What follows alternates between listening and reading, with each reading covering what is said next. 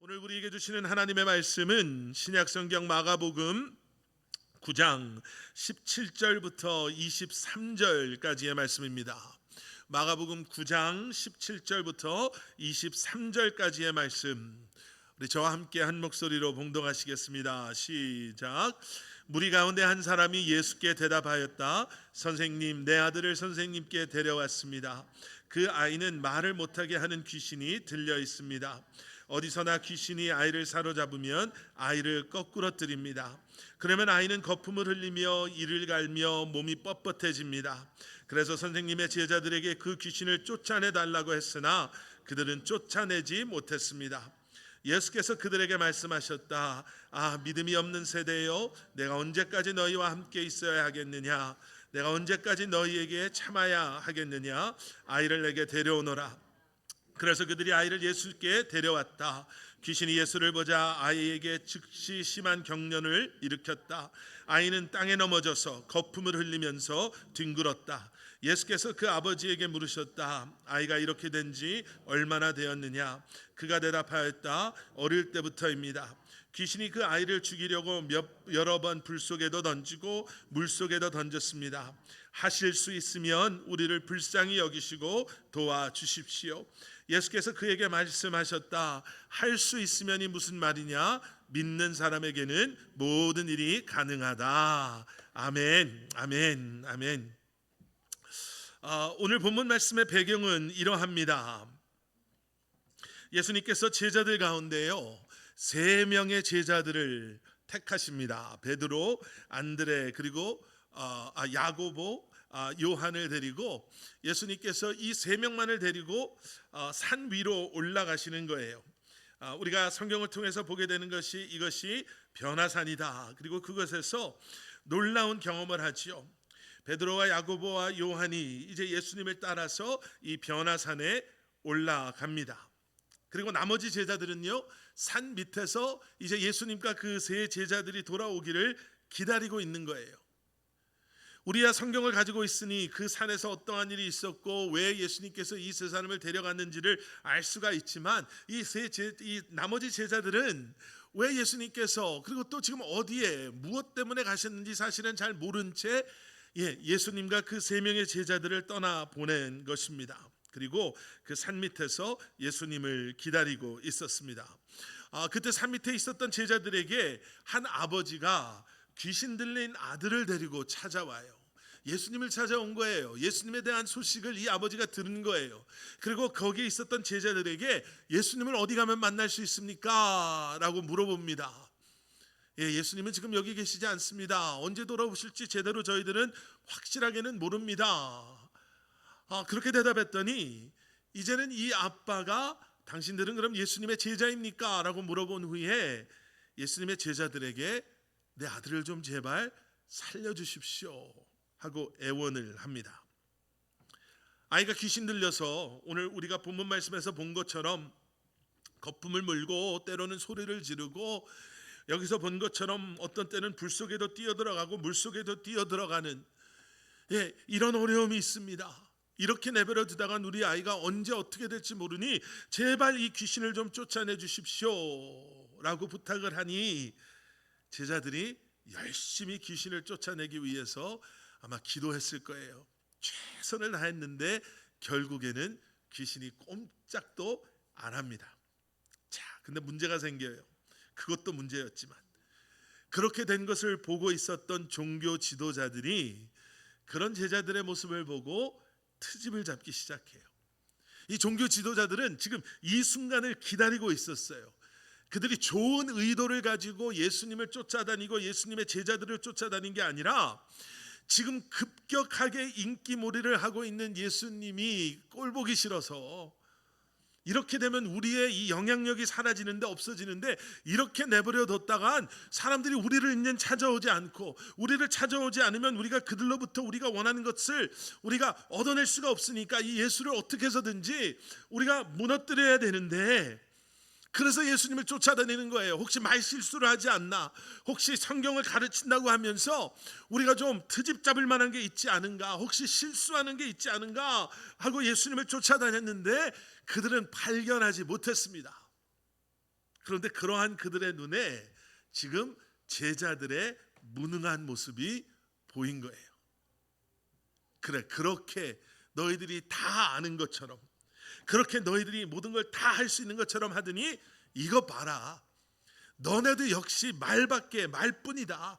말은 그럴듯하게 했지만 봐라, 너네들이 할 수 있는 게 아무것도 없지 않냐. 이렇게 해서 종교 지도자들과 제자들의 논쟁이 시작이 됩니다. 좋게 표현해서, 점잖게 표현해서 논쟁이지, 아마 서로 삿대질 해가면서 말싸움을 한 거예요. 너네가 그렇게 잘났어? 아니 너는 얼마나 잘났어? 뭐 우리가 이런 거 뭐 못해서 못하는 줄 알아? 뭐 우리가 봤더니 너는 아무것도 못하네. 너네가 이 정도면 보나마나 예수도 뭐 별 볼 일 없을까? 뭐 이러면서 서로 언쟁을 하는 거예요. 그리고 그때 예수님께서 나타나세요. 변화산에서 내려오시면서요, 제자들과 종교 지도자들이 목소리를 높여가며 흥분해가면서 말싸움하는 소리를 듣게 되셨고 그 광경을 보시게 됩니다. 이게 오늘 본문 말씀 앞에 나오는 이 말씀, 이 스토리에 대한 배경이에요. 백그라운드 인포메이션이에요. 그런데 여러분, 여기서 우리가 기억해야 되는 게 하나 있습니다. 지금 예수님의 제자들은 한 번도 해보지 못한 것을 얼떨결에 등 떠밀려서 어떻게 흉내 내보다가 실패한 게 아니다라는 거죠. 마가복음의 말씀을 쭉 읽다 보시면 오늘 9장의 말씀을 보고 있는데요, 6장 말씀으로 돌아가서 보시면 예수님께서 제자들을 파송하시는, 전도여행을 떠나보내시는 장면이 있습니다. 그리고 제자들은요, 정말 뜨거운 마음, 주님을 의지하는 마음으로 그 부르심에, 그리고 보내심에 순종함으로 전도여행을 가요. 그리고 전도여행이 끝난 다음에 예수님께 돌아와서 그들이 뭐라고 예수님께 말했냐면, 예수님, 놀라운 일들이 일어났습니다. 아니 우리가 주님을 의지하고 주님의 말씀에 순종하고 주님의 이름으로 병든 자를 안수하고 귀신 들린 자를 우리가 꾸짖었더니 병든 자들이 나음을 얻었고 귀신 들린 자들이 그것으로부터 자유함을 얻는 일들이 일어났습니다. 여러분, 이러한 경험을 이 제자들이 이미 했었어요.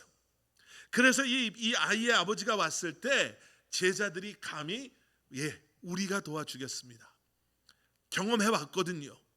귀신을 쫓아내 봤거든요. 병든 자들을 치유해 봤거든요. 그런데 아무런 일이 일어나지 않은 거예요. 왜 오늘 본문에서는 안 됐나? 예수님께서 하신 말씀 속에서 우리는 왜 그들이 할 수 없었는지를 보게 됩니다. 19절에서 예수님께서 그들에게 이렇게 말씀하시죠. 믿음이 없는 세대요. 믿음이 없는 세대요. 결국 예수님께서 뭐라고 말씀하시는 거냐면, 너희들이 이 귀신을 쫓아낼 수 없었던 이유가 믿음이 없었기 때문에 너희가 할 수 없었다라는 거예요. 자, 거룩한 상상력. 여러분, 제자들이 얼마나 열심히 노력했겠습니까? 제가 제자들의 입장, 남겨져 있었던 제자들의 입장이었다면 아마 이런 마음이 있었을 것 같아요. 아니 예수님께서 12명이 많은 숫자도 아닌데 기왕 데려가실 거면 12명을 우리 다 데려가시든지, 아니 맨날 우리 다 데리고 잘 다니셨는데 왜 하필 오늘은 그 세 사람만 딱 집어서 왜 그 세 사람 베드로, 야고보, 요한만 데리고 가셨을까? 내가 보기엔 저 세 사람이 나보다 좀 낫기는 나을 수 있지만 나보다 그렇게 더 대단한 것 같지 않은데 우리보다 얼마나 저 세 사람이 더 대단해서 저 세 사람만 콕 집어서 데려가셨을까? 섭섭한 마음도 들었을 것 같고요, 자존심도 좀 상했을 것 같고요, 인정받지 못하는 것 같아서 좀 많이 불편했을 것 같아요. 그런데 지금 기회가 온 거예요.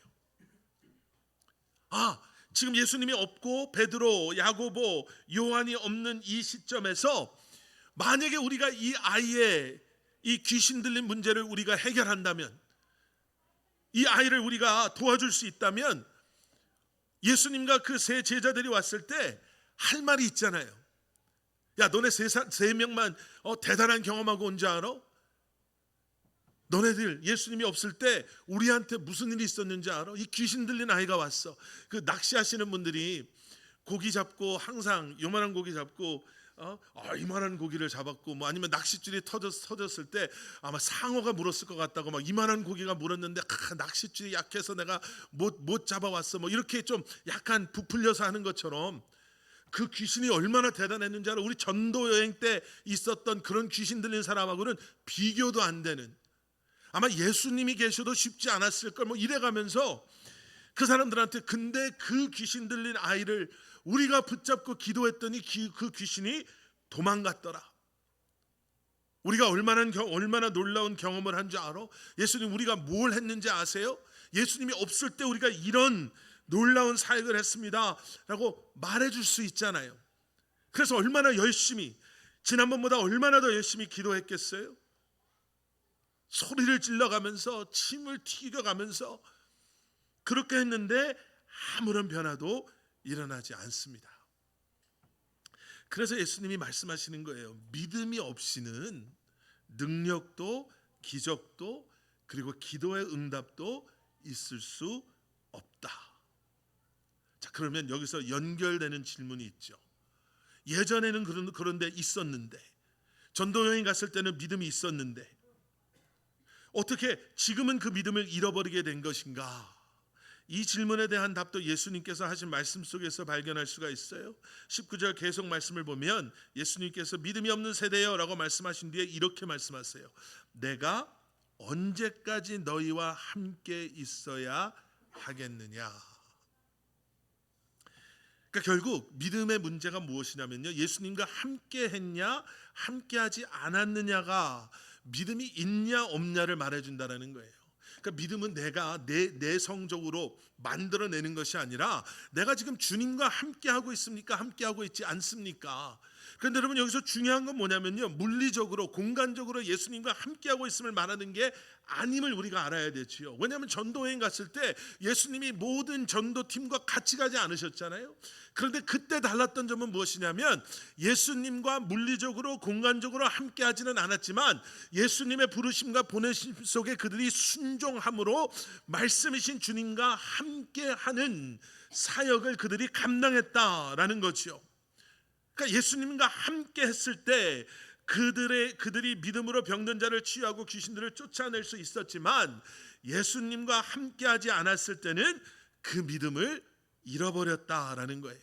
좀 전에 제가 말씀드린 것처럼 제가 딱 그런 생각 속에 말씀을 준비하다가 여기에서 제가 말씀을 준비하면서 나도 참 수준 낮구나를 깨달은 것이, 제가 제자들이었으면 아마 저의 그 순간 동기부여는 어떻게 해서든지 나도 인정받을 만한 사람, 어떻게 해서든지 나도 특별한 사람, 나도 영적인 사람, 나도 거룩한 사람들을 그 다른 제자들과 예수님이 돌아왔을 때 보여주고 싶다라는 생각 속에서 제자들이 아마 그렇게 열심으로 기도했을 거예요. 근데 그게 믿음이 아니다라는 거죠. 여러분, 그래서 좀 전에 말씀드린 것을 우리가 다르게 적용해 보면 이런 거예요. 제자들의 믿음은 예수님께서 계시고 계시지 않고에 따라서, 아니면 예수님이 내 눈에 보이고 보이지 않는 것에 따라서 쉽게 변할 수 있는 그 정도 수준밖에 안 됐다라는 거예요. 그런데 예수님께서 원하시는 믿음은 어떤 믿음입니까? 예수님께서 그들과 함께하건 함께하지 않으시건, 예수님이 눈에 보이건 보이지 않건, 좀 우리 쪽으로 우리의 형편에 맞게 말한다면 우리가 교회에 있건 교회에 있지 않은 사회 속에 있건, 우리가 믿는 사람들과 함께 식사를 하건 믿지 않는 사람들과 함께 식사를 믿지 않는 사람들과 함께 식사를 하건, 예수님께서 원하시는 진짜 믿음은 변하지 않는다라는 거예요. 제가 지난주에 이제 저도 유튜브 같은 거 보고 또 SNS 같은 걸 하니까 이런저런 걸 보게 되는데요. 그 SNS나 이런 데 올라오는 게 다 진실은 아니기 때문에 아닐 수 있습니다. 그런데 두 가지 저를 참 실망스럽게 했던 그런 것들이 있었어요. 스토리가 있었어요. 하나는 뭐냐면 한국에 강균성이라는 가수가 있어요. 근데 이 가수를 제가 이 가수가 무슨 노래를 불렀습니까 하면 저는 노래는 하나도 몰라요. 아주 옛날에 무한도전에서 잠깐 나와서 이 사람의 이름을 알게 됐는데, 그 다음에 이 사람의 이름을 기억하고 있는 이유가 이 사람이 공개적으로 TV에 나와서도 나는 혼전순결을 서약한 사람입니다.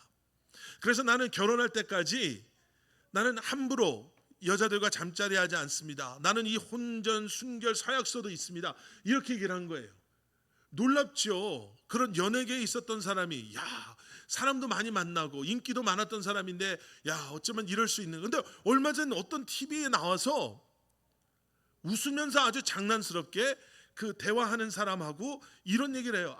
그래서 이 대화하는 사람이 그래서 혼전, 순결 아직도 지키고 있냐고 그랬더니 아니, 혼전, 순결, 서약하고 한 1년도 안 돼서 그때 사귀던 여자랑 그렇게 하게 됐어. 웃으면서 너무 쉽게 그 얘기를 하는 거예요. 그러면서 가서 서약서도 가지고 와요. 나 아직 서약서도 근데 가지고 있어. 저는 그 얘기를 들으면서 좀 배신당한 느낌. 저랑 관계는 없지만, 아는 사람은 아니지만, 어떻게 그렇게 나와서 이렇게 이야기한 사람이 또 너무나 이렇게 쉽게 시간이 지났다고 해서 이렇게 이야기를 할 수 있을까? 또 하나는요, 페이스북에 올라온 사진인데요, 누가 올렸는지 모르겠는데 온누리교회 장로님입니다. 그런데 사진에 보니까 전 그 사람이 누군지 모르겠어요. 정치하는 사람 같아요.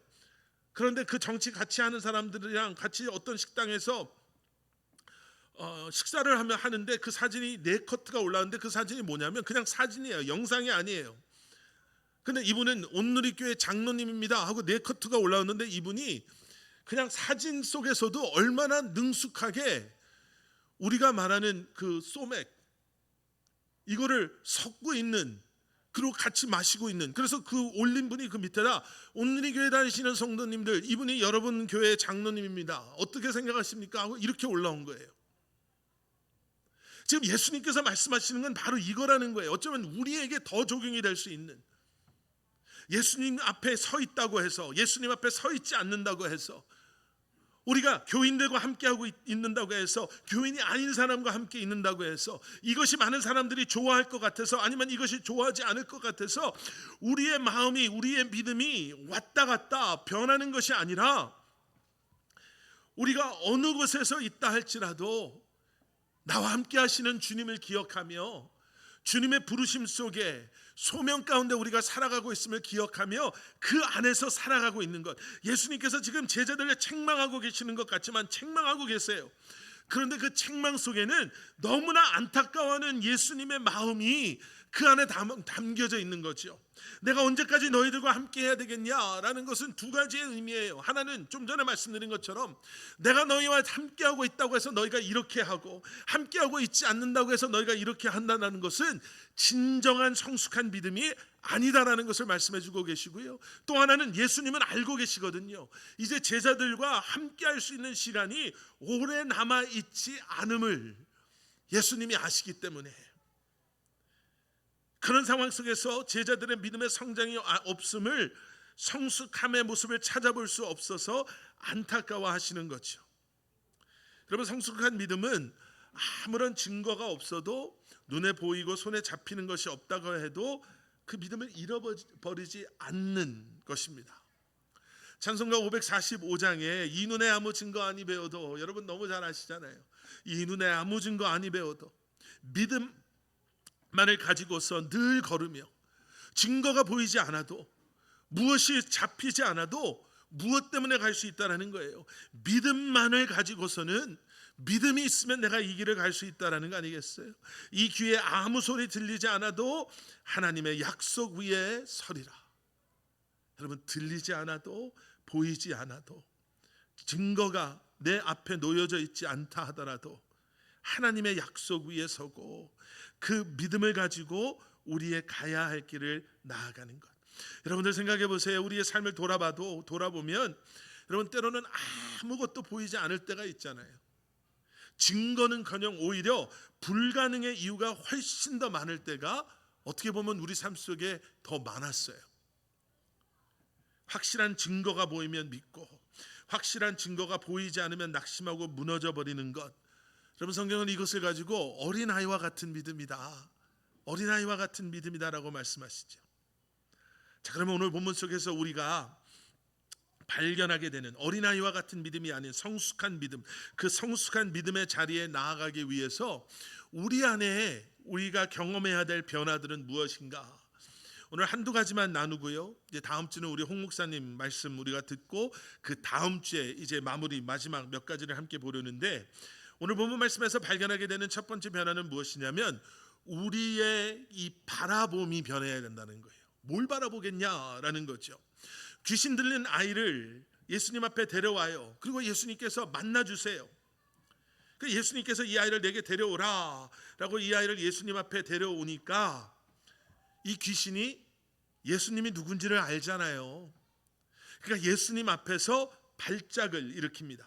아이가 거품을 물고 소리를 지르면서 흙바닥에서 뒹굴기 시작해요.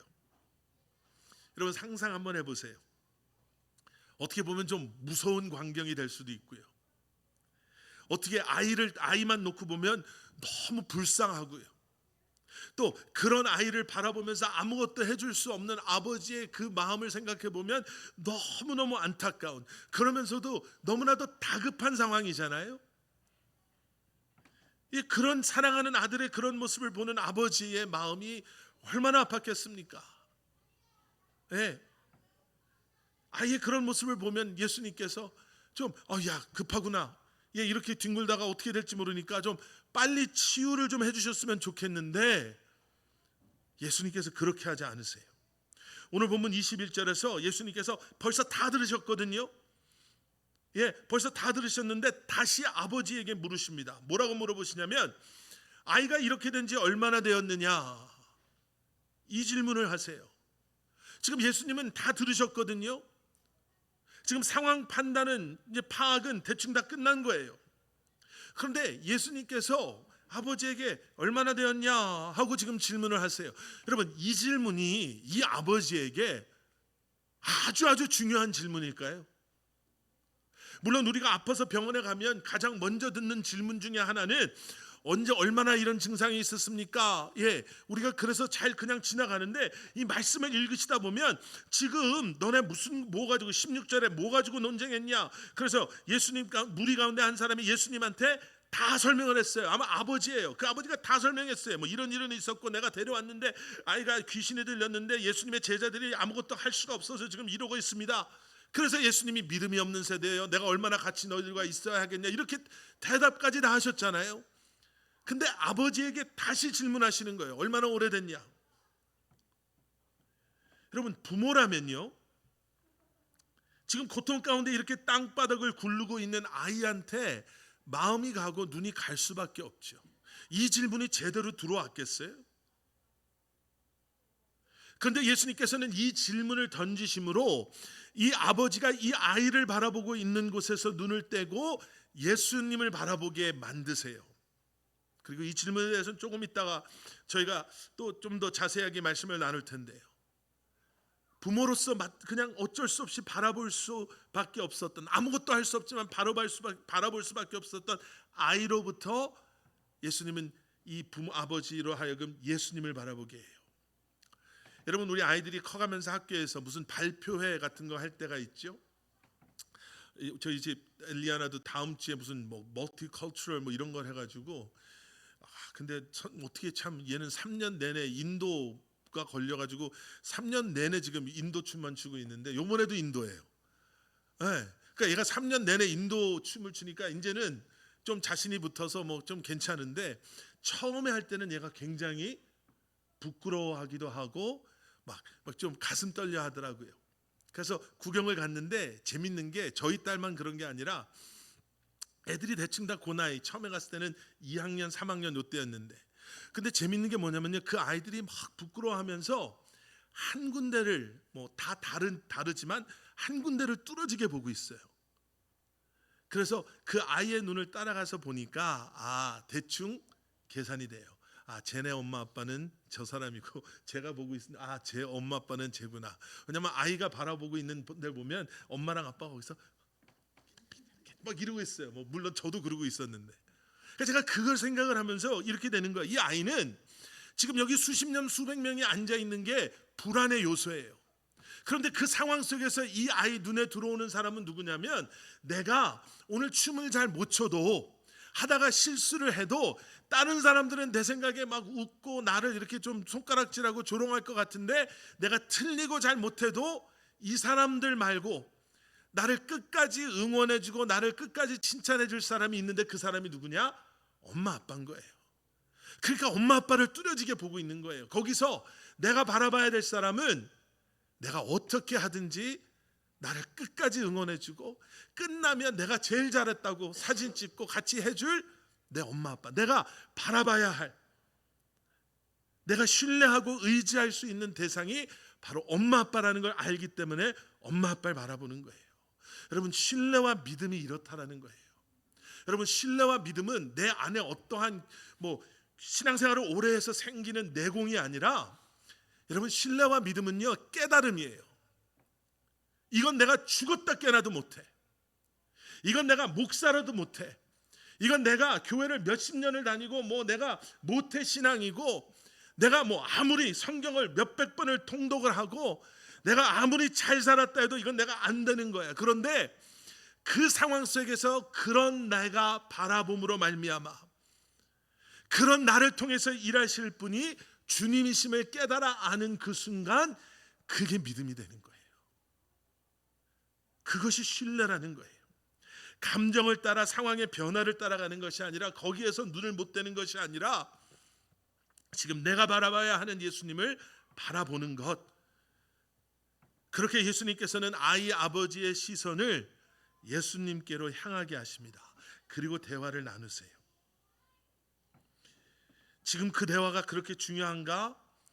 지금 이 괴로워하는 아이를 좀 먼저 도와주시고 나서 대화를 나누셔도 괜찮지 않을까? 오히려 그 대화가 좀 더 잘 진행되지 않을까? 그렇게 막 소리 지르고 굴러다니는 아이를, 야, 어떻게 지금까지 기다렸냐? 그동안 너 얼마나 힘들었냐? 잠깐만 있어봐 하고 이 아이를 치유해 주시고, 그래, 이 아이가 얼마나 오랫동안 이렇게 힘들어했니? 너도 그럼 그동안 참 힘들었겠구나. 잘 견뎠다. 너의 그러한 사랑과 비교할 수 없는 게 하나님의 너를 향한 사랑이다. 이런 식으로 가져가면 더 좋을 것 같은데 예수님께서는 그렇게 하지 않으세요. 왜냐하면 지금 이 아빠뿐만 아니라 거기에 있었던 믿음이 없어서 이 아이를 도와줄 수 없었던 제자들의 무능함을 보고 트집을 잡고 나왔던 종교 지도자들뿐만 아니라 거기에 있었던 많은 사람들, 그리고 오늘 이 말씀을 나누고 있는 저와 여러분들에게 믿음이란 게 무엇인가를 지금 보여주고 계시는 거예요. 여러분, 우리가 하나님의 능력과 기적을 보기 전에 우리에게 필요한 것들이 있습니다. 지금 하나는 말씀드렸죠. 우리가 바라봄이 주님을 향해야 되는 거예요. 하나님께서는 우리의 기도와 간구를 들으시는 하나님이시죠. 아멘. 그리고 또 우리의 기도와 간구를 반드시 응답하시는 하나님이신 줄 믿습니다. 아멘. 네. 그런데 그 기도와 간구의 응답하심은 우리가 아는 것처럼 우리의 때와 우리의 방법대로 되지 않습니다. 그래서 기다림이라는 게 신앙생활 속에서 참 중요해요. 그 기다림이 중요하기 때문에 믿음의 태도가 중요합니다.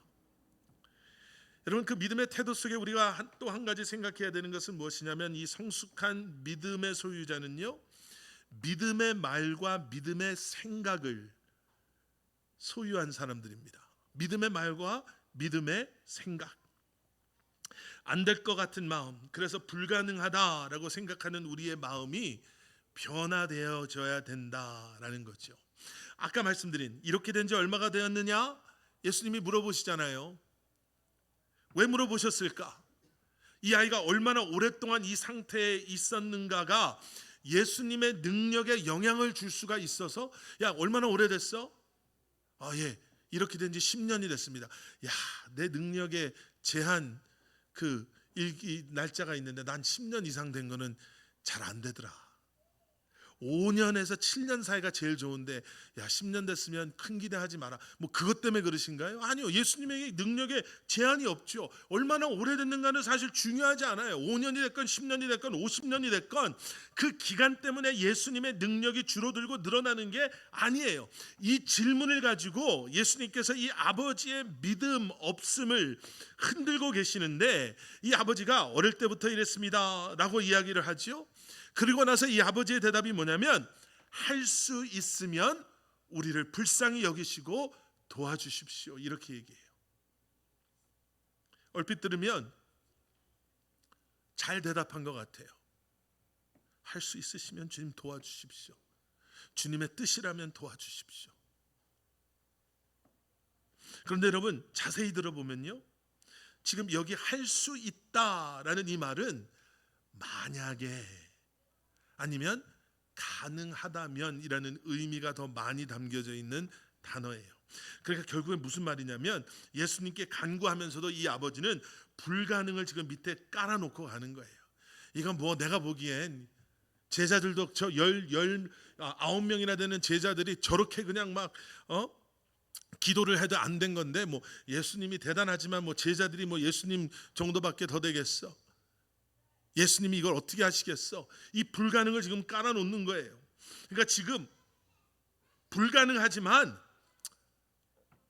혹시라도 뭐라도 하실 수 있으면, 그러니까 지금 이것은 믿음의 확신의 고백이 아니라 막연한 기대입니다.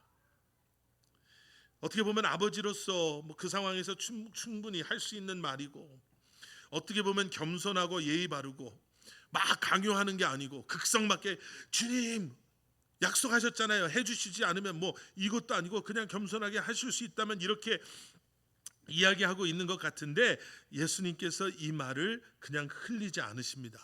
우리가 잘 아는 뭐라고 말씀하세요? 할 수 있으면이 무엇이냐? 믿는 사람에게는 모든 일이 가능하다 이거예요. 예수님이 이렇게 말씀하시면서 이 아버지에게, 제자들에게, 우리에게 하시는 말씀은 이거예요. 너의 그 말부터 바꿔라. 입술의 고백부터 변해야 한다. 그 말뿐만이 아니라 우리의 생각도 변해야 한다.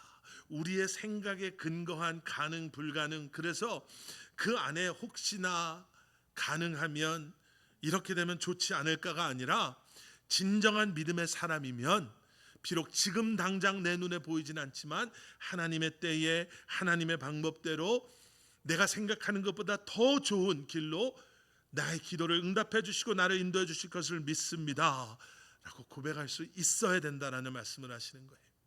여러분, 사람은 마음에 가득 찬 것을 입 밖으로 냅니다. 그래서 생각이 중요해요. 그런데 이 말을 심리학자나 어떤 세상의 상담가가 한 말이 아니에요. 예수님께서 그렇게 말씀하세요. 마태복음 12장 34절에서 예수님이 이렇게 말씀하시죠. 너희가 악한데 어떻게 선한 것을 말할 수 있겠냐? 마음에 가득 찬 것을 입으로 말하는 법이다. 여러분, 주님 안에서 우리의 생각이, 우리의 마음이 변화될 수 있기를 축원합니다. 오늘 말씀을 이렇게 한번 마무리하겠습니다. 여러분, 이스라엘 백성들이요 출애굽을 하고 광야에서 힘들다고 죽겠다고 하나님 앞에서 불평한 적이 있어요. 애굽에서 노예로 살았으면서 야 우리가 차라리 애굽에 있었으면 맛있는 거 먹고 싶은 거 마음껏 먹고 편안하게 잘 살았을 텐데 괜히 하나님이 이렇게 하신다고 해서 여기까지 쫓아와서 하나님이 우리를 이 광야에서 죽이려고 하신다. 예, 그들이 그렇게 불평했죠. 그때 민수기 14장 28절에서 하나님께서 뭐라고 말씀하셨냐면요, 나 주의 말이다. 내가 나의 삶을 두고 맹세한다. 너희가 나의 귀에 들리도록 말한 그대로 내가 반드시 너희에게 하겠다. 하나님께서 이렇게 말씀하세요. 내 귀에 들린 대로, 너희들이 말한 대로, 내가 들은 대로 내가 행하겠다. 이스라엘 백성들이 믿음 없이 부정적인 말을 한 그대로 하시겠다라는 거예요. 여러분, 생각해보면 이게 얼마나 무서운 말인지 몰라요. 저주의 말이죠. 그런데 이 말씀을 묵상하다가 제가 은혜를 받았어요. 무슨 은혜를 받았냐? 하나님은 원망의 말만 들으시는 것이 아니라 우리의 믿음의 고백도 들으시는 하나님이신데, 그러면 내가 원망하지 않고 하나님 앞에 믿음의 고백을 한다면 이 말씀은 어떻게 바뀌는 거예요? 나 주의 말이다. 내가 너의 그 믿음의 고백들을 선포함을 들었다. 내가 들은 대로 너의 믿음의 고백대로 내가 반드시 너에게 응답하고 너에게 보여주고 너에게 행하겠다. 그럼 축복의 말씀이 되는 거예요. 그 말씀이 축복인 거예요. 내 생각이, 내 말이 변해서 하나님, 우리 가정이 지금 이렇게 힘든데 나는 하나님께서 이 가정을 세우셨고 하나님께서 이 가정을 통해서 영광 받으실 것을 내가 믿습니다 라고 고백할 때 하나님께서 우리의 가정을 세워주시고 회복시켜 주시고, 하나님 내게 주신 이 자녀들이 내 자녀가 아니라 하나님의 자녀임을 내가 고백합니다. 내 계획대로가 아니라 하나님의 뜻대로 믿음 안에서 이 아이가 주님의 계획하심 가운데 성장할 수 있도록 내가 기도하겠습니다. 내가 믿음의 본을 보이겠습니다 라고 고백하며 나아갈 때 하나님께서 우리 자녀들을 축복하시고 그 아이들을 통해서 하나님의 일을 행하신다는 거예요. 하나님 비록 우리에게는 부족함 투성이지만 하나님께서 약속하신 그 약속을 내가 붙잡고 우리의 필요를 아시고 그 필요를 채워주시고 우리를 하나님의 통로가 되게 하셔서 이제는 우리 가정을 통해서 우리의 삶을 통해서 우리의 교회를 통해서 하나님께서 하나님의 계획하시는 일들을 내가 이루실 것을 믿습니다 라고 고백하며 나아갈 때 하나님께서는 그러한 일들을 우리의 삶 가운데서 이루신다는 거예요. 그게 믿음의 사람들의 모습인 줄 믿습니다. 주님을 바라보고 믿음의 고백과 믿음의 선포함 속에 우리의 생각이 변화되고 우리의 언어가 변화되고 우리의 마음이 변화될 때 여러분 하나님께서는 그러한 저와 여러분들을 통해서 정말 놀라운 일들을 행하실 줄 믿습니다. 함께 기도하시겠습니다. 사랑의 아버지 하나님, 주님 앞에 우리의 모든 것을 내려놓습니다. 우리의 연약함을 내려놓고 우리의 믿음 없음을 내려놓고 우리의 아버지 하나님 변하지 않는 모습도 주님 앞에 내려놓습니다. 사실 오늘 이 말씀이 새로운 말씀도 아님을 정말 우리가 끊임없이 우리의 삶이 우리의 언어가 우리의 생각이 우리의 버릇이 우리의 관계가 주님 안에서 믿음 안에서 새로워지기를 소원하지만 주님 우리의 연약함을 주님이 아시오니 다시 한번 주님을 바라보게 하시고 다시 한번 늘 주님과 함께 하시고 말씀이신 주님 그 말씀과 함께 함으로 주님과 동행하는 삶을 그래서 그 안에서 새로운 변화와 믿음의 성숙함을 경험하는 우리 사랑하는 커버너트 교회 성도님들 한 분 한 분 되게 하여 주시옵소서. 우리의 그 믿음의 고백을 들으시고 내가 너의 그 믿음의 고백을 들었으니 이제는 내가 너의 그 믿음의 고백대로 행하겠다라고 말씀하시는 주님의 그 행하심을 이제는 기대하며 경험하며 살아가는 저희들 되게 하여 주시옵소서. 예수 그리스도 이름 받들어 간절히 기도드렸사옵나이다. 아멘. 아멘. 우리 다 자리에서 일어나셔서 우리 함께 불렀던 찬양 나 무엇과도 주님을 바꾸지 않으리 우리 기도하는 마음으로 함께 고백하시고 우리 오늘 예배 마치도록 하겠습니다.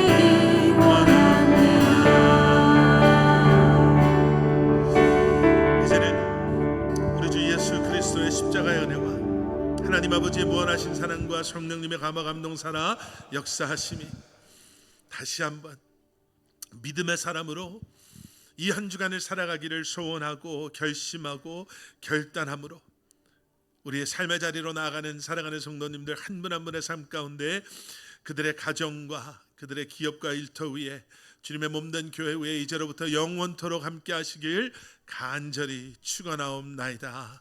아멘.